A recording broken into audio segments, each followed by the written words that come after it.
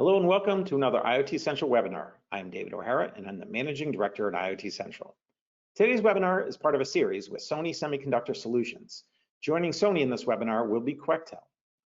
They will be discussing the latest trends in cellular IoT. In particular, they'll be sharing key connectivity selection criteria for LPWA, LTE, and non-terrestrial networks. Our speakers are Igor Tovberg, Director, Product Marketing, Sony Semiconductor Solutions, and Viking Wang, Product Manager from Quectel. Let's get started. Thank you, David. Thank you, IoT Central. We are happy to participate in this fireside chat. Today, we'll discuss about the cellular IoT trends and applications. Today, here with me, Viking from Quectel. Viking, please introduce yourself, and then I'll introduce myself. Yeah, thanks, David. Thanks, Igor. Yeah, I'm Viking, and the program manager from the Quectel, taking charge of Sony product line. About Quectel is the global company and founded in October 2010. And currently, we have the 8 R&D centers globally, including China, which is our headquarters, and Serbia, Canada, and Malaysia. Our target is that we can support our overseas customers locally. So actually, at 2019, we are listed on the Shanghai Stock Exchange. So we are right now a public company now, and we have the more than 15 sales office over the world. So we can provide the dedicated support and also provide the locally support for our valued customers, and more than 5,900 employees worldwide. And our monthly production right now achieved to over than 25 million pieces, and we are more than 7,000 customers worldwide. Thanks, Viking. Let me introduce myself. As I said, my name is Igor Tovberg.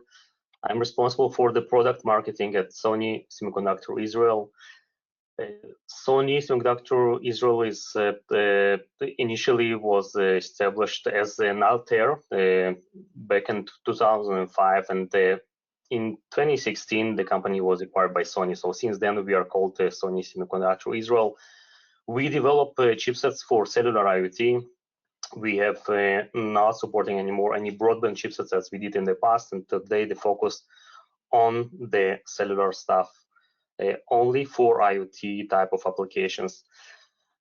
Our key values are focusing in few aspects, and the core is the innovation.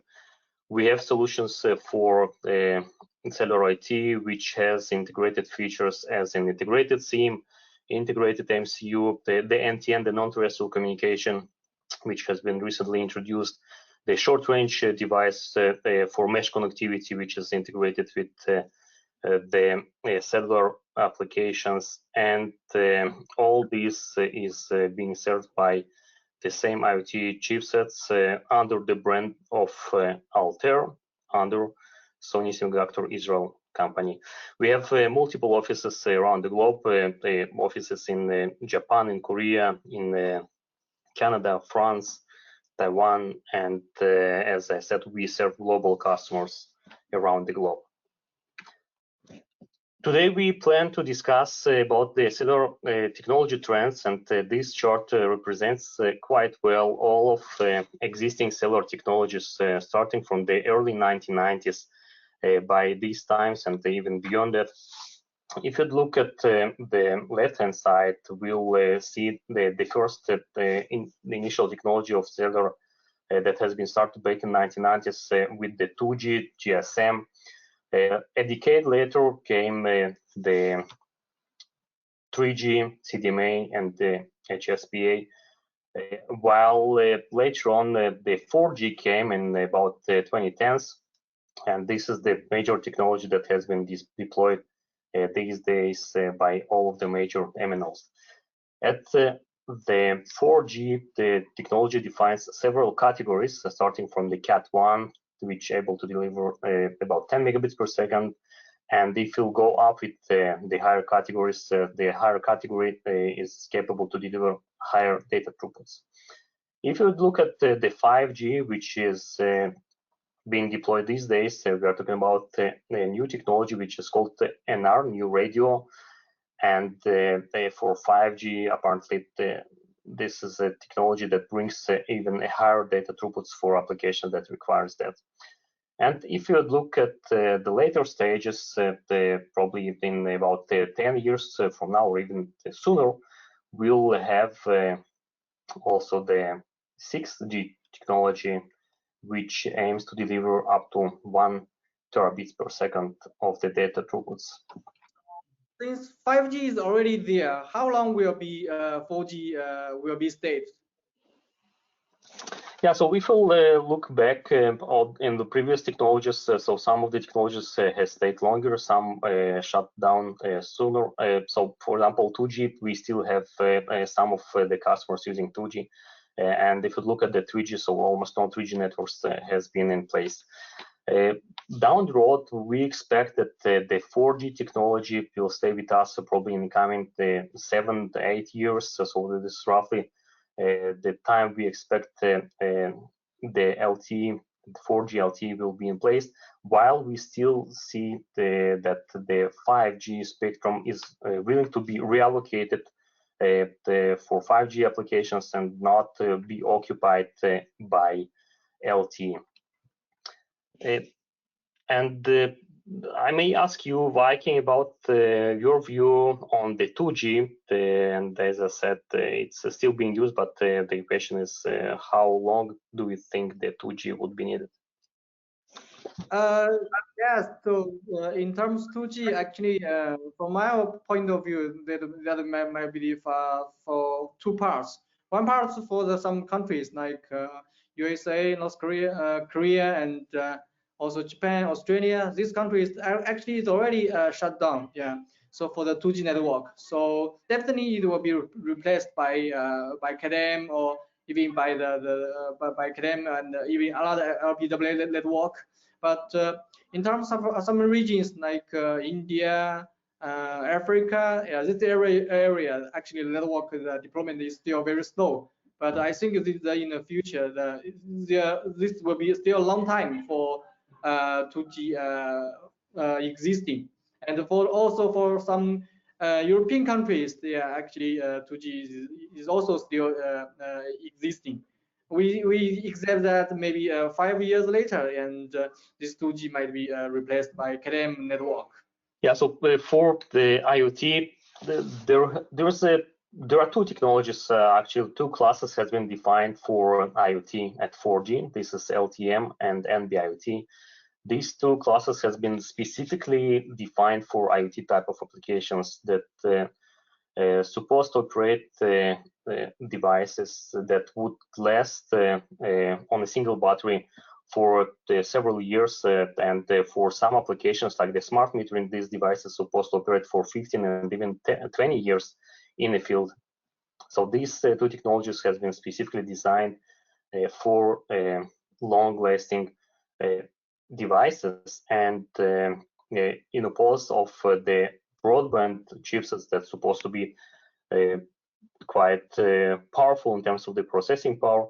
These two technologies are capable to run on thin chipsets that's supposed to serve also small and low-cost applications.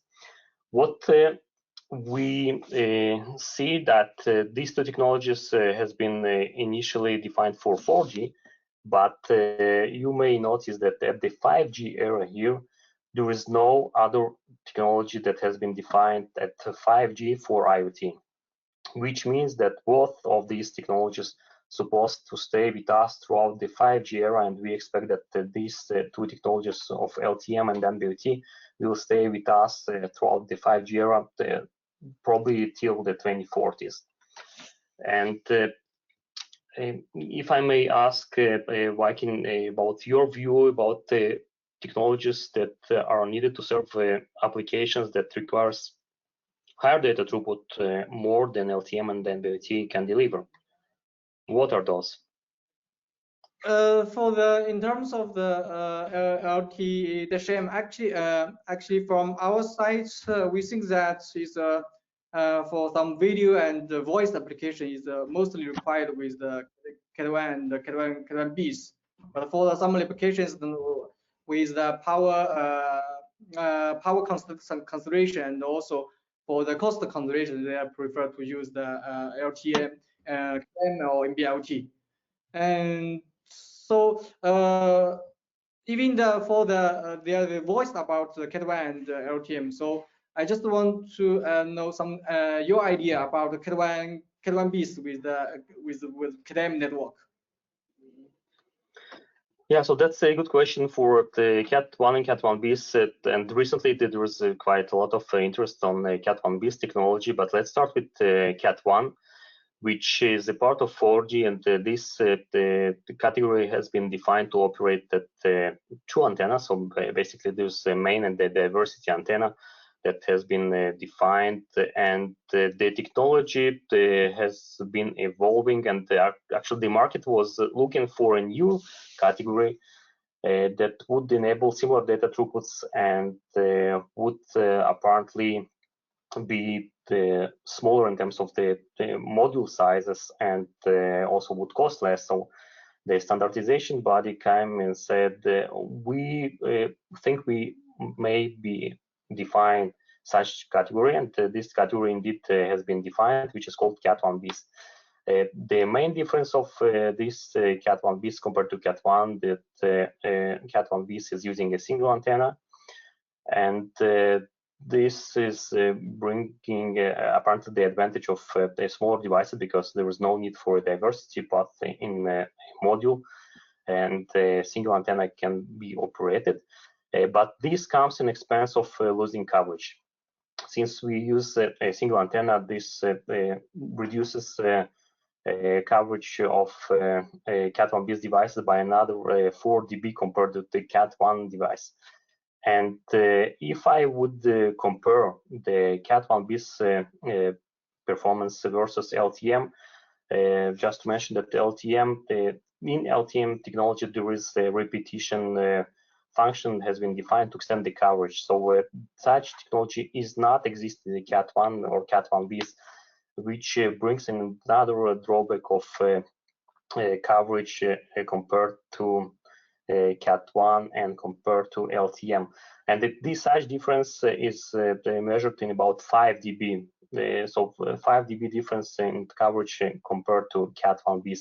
So if I would calculate the overall performance degradation of Cat1Bs device compared to LTE-M, we are counting about 9 dB worse coverage or worse performance that you would expect from the Cat1Bs compared to LTE-M or NB-IoT. So this is a significant degradation, and this is something that the device makers has to be aware of when picking up Cat1Bs technology. Another point to mention is the longevity. The Cat1 and Cat1Bs are 4G technology, and as I said, the 5G is preferred in terms of spectral efficiency, and the mobile operators would prefer to reallocate the 4G spectrum for 5G. Means that Cat1, Cat1Bs would be sunsetting, as I said, probably in 7 years, maybe a bit more. But finally, these two technologies could not be used in timelines that exceed the 10 years from now. And this leaves us for only 2 options to operate for IoT devices. This is the LTE-M and then the IoT. But there is another technology that might be filling the gap of devices that are looking for higher data throughput. This is the RedCap. Yeah, this is quite interesting and great to know that. So I'm just talking about if 4G technology is not available in the future. So do you think which kind of technology will replace Cat1 and Cat1Bs? Yeah, so this technology, as I said, is RedCap. So it's the official name is NR, RedCap, New Radio Reduced Capability. And this technology comes to address the needs of those devices that are looking for higher data throughputs than LTE-M and NB-IoT can deliver. This category comes to replace the Cat1, Cat1Bs, Cat3, Cat4, and maybe also a lower part of the Cat6 devices. And I would break this down into two major types of technologies. So the first one is the RedCap, which serves the upper part of the data throughputs, Cat3, Cat4, Cat6. And the lower part of the RedCap is the eRedCap, which will be serving the applications that are being served at the 4G, Cat1, Cat1Bs. But as I said, in 5G, there will be no Cat1, Cat1Bs available, and such devices that are looking for higher data throughputs that LTE-M is able to deliver will be served by the RedCap technology. And I may ask Viking, from your perspective, if you would be able to break down maybe these three technology and the link between the technologies and different types of products that are being served by the broadband, mid-range, and IoT type of technologies. Yeah, actually, we also see there are variants of application in the market. So from the difference of data rate, we can separate about three parts of the typical cellular applications. One part is broadband, as we said. We can see that from 4G part, if the category is more above category Cat 4, so means the Cat 6 and even the Cat 12, Cat 18, and Cat 20. Even for the 5G, we have the NR, EMBB. Right now, so most of the applications like CPE device and also for some the wireless routers, even the we as well know about the cell phone. Cell phone is widely used for 5G. But considering the cost and also considering about the network coverage, actually we have the middle range for the applications, including the Cat1, Cat1Bs, and Cat4. And these are kind of applications just like surveillance camera, yeah, which is also popularly used in the market, and also for the wireless payment device, and even for some wearable device. But we can take in charge of this part and get to know about these applications.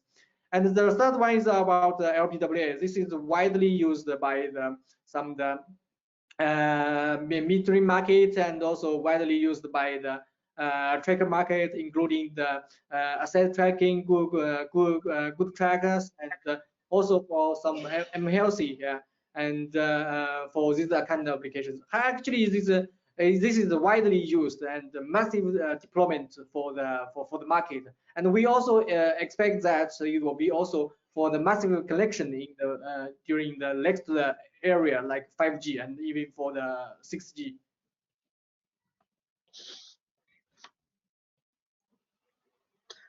Yeah, so looking at the markets that has been using terrestrial technologies, which are widely deployed, but there are still some places on the globe that are not covered. And do you see a demand for new technology, which is called NTN, to serve such applications? Yes, actually, we have seen some this kind of requirement in the market. So I just want to ask Igor about if there isn't any terrestrial cellular, do you have any solutions? Yes, indeed, we have developed a solution based on the latest standard, the release 17 standard by 3GPP, which is covering NTN. The NTN stands for the non-terrestrial communication, and this technology are actually riding on top of the LTE-M and NB-IoT. So we're basically the same chipset that is capable to operate at LTE-M and NB-IoT with a dedicated capability of NTN could be operated globally. What means globally? Globally means literally globally because the communication is not rely on the terrestrial base stations, the InnoBs that not always cover some rural areas, or there is apparently no coverage in the oceans. So such satellite-based technology enables us to deliver data all over the globe. So how this technology works, and the explanation is quite simple actually. So we have a device which is based on the Earth, and the device was to communicate with the base station. But as I said, there is no ground base station in the close proximity, so it's impossible to communicate. So we have a fallback at the same device to communicate to the other device through the satellites. How this works, we have three typical orbits that most of the satellites are located at. So we have the LEO orbit, the low Earth orbit. There is a MEO, mid-Earth orbit, and this is the highest orbit. This is GEO, geostationary orbit, which is located at 36,000 kilometers. And we have satellites at each and one of these orbits. So the technology enables an operation through any of these orbits, and there are pros and cons, of course, for each and one of those technologies. Having the GEO satellite, we can basically cover the entire globe with only 3 satellites, and this makes this technology accessible, since these satellites already in place, they are exist, and this is what has been enabled today. This technology exists, and we operate it today. We have demonstrated this technology in several continents, including the US, Europe, and also China. It works well. The other 2 orbits, the MEO and the LEO orbits, are potentially can also be used, but most of the communication satellites are based in the GEO and LEO orbits. Then we'll focus on the LEO. For LEO, one of the main challenges in LEO that, which is from one side it's a challenge, from the other side it's an advantage, that the LEO satellites are located much closer to the ground, and the latency of LEO satellites is much lower than the GEO satellites. But there is another challenge, that LEO satellites, in opposed to GEO, which are based on a fixed point to a relative point on the ground, the LEO satellites are rotating. So the satellites moving with a very fast speed from to the relative point on the ground, and to provide sufficient coverage for the device which is based on the ground, we have to make sure that there will be enough satellites on the sky. So these are the technology challenges that has been in place, and it will be all overcome. So as I said, the existing technology is supporting already GEO satellites. LEO satellites would be available in the coming future, and the support by the chipset vendors would come as well. So these days there are 2 frequency bands, the L band and the S band has been defined by the standard. Both bands can be supported, and maybe one of the major points that I do want to mention is the power class. The standard defines the 2 power classes to operate, but our recommendation is to have the device to operate the power class 3, the 23 dBm, since ensuring that coverage, the ubiquitous coverage all over the globe, we have to make sure that the device would operate at the maximum possible power which is defined by the standard as a power class 3 at 23 dBm. So just to summarize this slide, we are talking about a breakthrough technology. This technology is already in place. It's possible to demonstrate and use it. And one of the main advantages of this standard NTN technology is it brings a significant cost reduction compared to any legacy proprietary implementation that has been used these days. And I may ask Viking for several use cases that you expect the NTN technology to serve in coming future. First part for the transportation, yeah. So second, this is the first one. So we see that there will be some applications with the vehicle tracking and asset tracking, even for the container tracking, because the you can't imagine that if the vehicles went to the area without a cellular network. This is the scenarios that I think the NTN will be the best for the transparent and using for this kind of scenario. And the second part is the energy for the energy device which will be deployed in the area without cellular signal. So including smart metering and also managing and also smart grids. So and the third part is the for the monitoring. So for the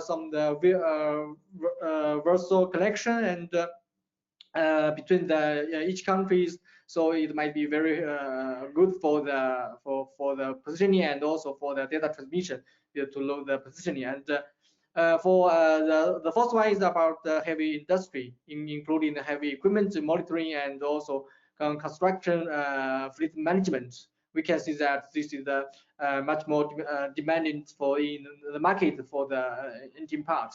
And the fifth one will be the agriculture, including the smart agriculture and the environmental monitoring.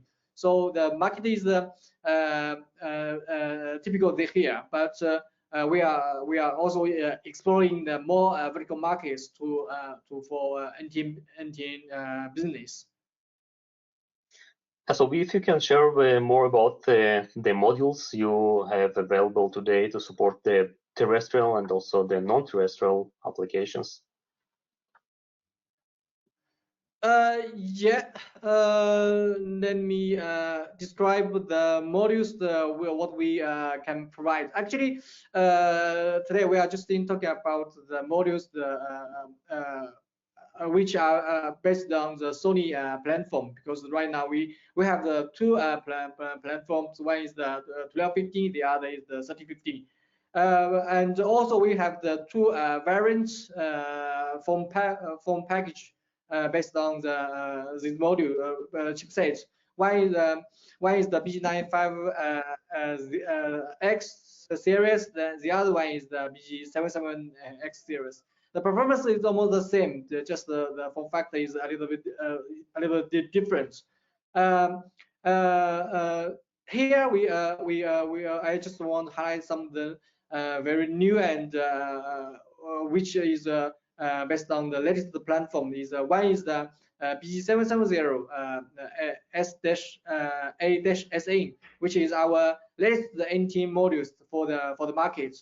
As we said before, so NTN will be the success for the market. So we can see that we released this module to support with the NTN, and also it can also support the Cat1 and NB-IoT. Even there won't be the network without NTN, so it can also be used with the Cat1 and NB-IoT. But if there will be without the cellular network, so it can smoothly switch to the NTN network to make the fully coverage for the market. And the next one is that I want to highlight here is about the 3050 next module BG95S-L. S means the Sony. So you can see here it's form factor is actually the mainstream form factor in the market, and has the extreme low power consumption.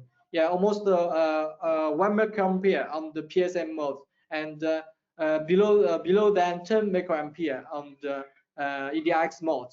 And also it's a kind of multiple protocol support. It means that you can use with SRD, including Wi-SON, wireless bus. Yeah, this kind of solution is very helpful for smart metering market, and also we are approaching with some customers where they are very interested with this kind of integrated solution. In the past, customer usually use the standalone wireless bus or Wi-SON chipset for the application. But right now they have a good choice about the integrated solution. And considering the module, considering the market is some of the trackers, so it can also support IGNSS. We call IGNSS. It means that customer can use the internal GNSS for the positioning, fixing, and position, and to also to save the cost of the entire BOM. And also we support the iSIM, which the SIM card will be integrated inside the chipset. It can save the cost of the BOM, and also it can save the power consumption, and also it can provide more flexible design solution for our end customers. And also it can support with the IMCU. Actually, it can support Cortex M3 M3 chipset, and also provides sufficient memory size for our end customers. So, and the next one is about the Wi-Fi positioning. So we are thinking of the for the accuracy of positioning, except the LBS, and we provide the Wi-Fi positioning for our customers for use. So these is the modules that we explore and cooperate with Sony. And in the future, we also can explore the new modules, maybe with the 3015 for the small form factor. And we expect that we have the more deep cooperation with the Sony team, and provide more and more flexible solutions in the market. Thank you, Viking. That's an impressive offering, and I assume that the audience will find this presentation useful in terms of the coverage for all existing cellular technologies and the features that we support by our joint solutions for the IoT market. And with that, I would like to conclude this call, and thank you, and thank David from IoT Central for having us here. Yeah. Thank you, Igor. Yeah. Also for your technical insight about the latest cellular technology. It's very useful, and thank you for David for your organization for our audience. Thank you, David. Back to you. Thank you, Igor and Viking, and a special thank you to Quectel for their sponsorship. This brings the webinar to a close. You can find more webinars at iotcentral.io. Thank you for watching.